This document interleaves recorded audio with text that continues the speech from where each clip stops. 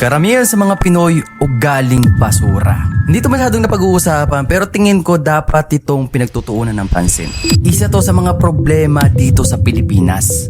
Ang basura. Bundok-bundok na basura, dagat-dagatang basura, at ugaling basura.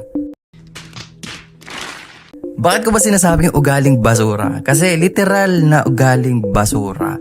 Tapon dito, tapon doon, walang disiplina. Ewan ko bakit yung iba hindi nakukonsensya. Samantalang ako, hindi ko magawang magtapon sa kalsada. Hindi ko kaya mag-iwan ng basura sa ibang lugar. Kaya pag napupunta ako sa mga public places, naghanap talaga ako ng basura, ng basurahan. Ang problema, walang basurahan. Yun, sana magkaroon ng ng mga basurahan sa mga kada lugar ba. Kasi yun napapansin ko, wala talagang mga basura minsan sa ibang lugar. Ang siste, pag may gusto kang itapon, dahil nga walang public na basurahan, makikitapon ka ngayon sa mga nagtitinda sa mga street food. Which is, medyo nakakahiya kasi hindi ka naman dun bumili tapos dun ka magtatapon. Dahil nga wala basurahan, yung iba nagtatapon sa poste, iginigilid sa poste, sinusuksok sa mga halaman. Minsan, sa kanal pa mismo tinatapon. Yung kanal mga boss, hindi ang basurahan. Isa to sa mga reason kung bakit bumabaha dahil nga barado yung drainage. At ang malupit, kung kailan bumabaha na, tsaka lang sila a-action. Tsaka lang sila maglilinis. Kaya hopefully sana magkaroon ng dito yung mga public na basurahan.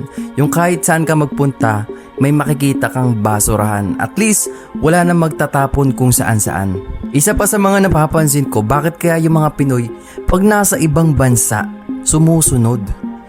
Hindi nagtatapon kung saan-saan at pag may napupulot sila, binabalik nila.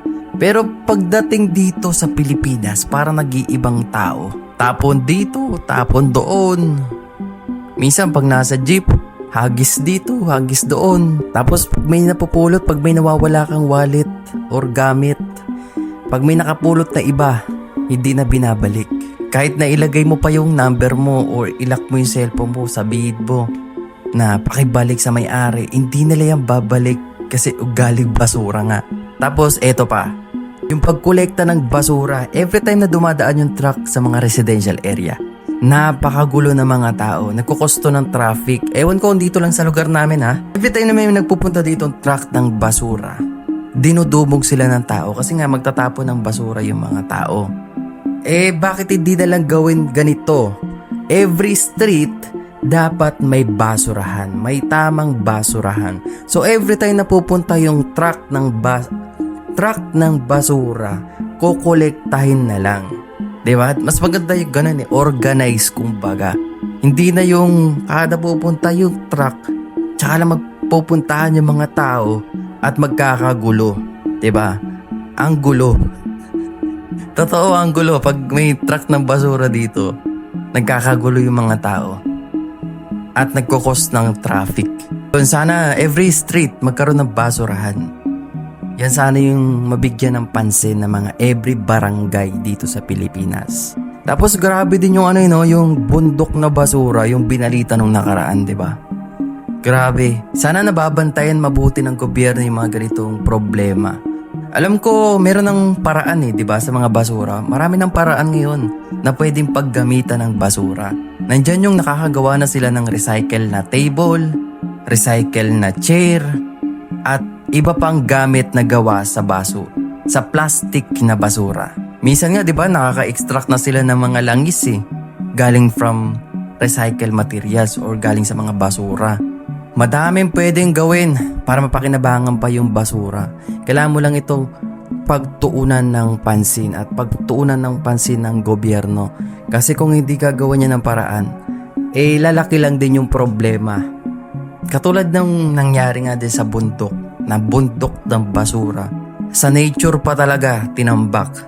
Nakalungkot lang kasi may ganitong mga pangyayari.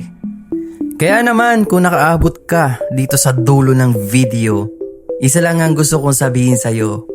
Kung meron kang maliit na basura, ibulsa mo na lang yan. at iuwi mo sa bahay nyo para maitapon ng maayos.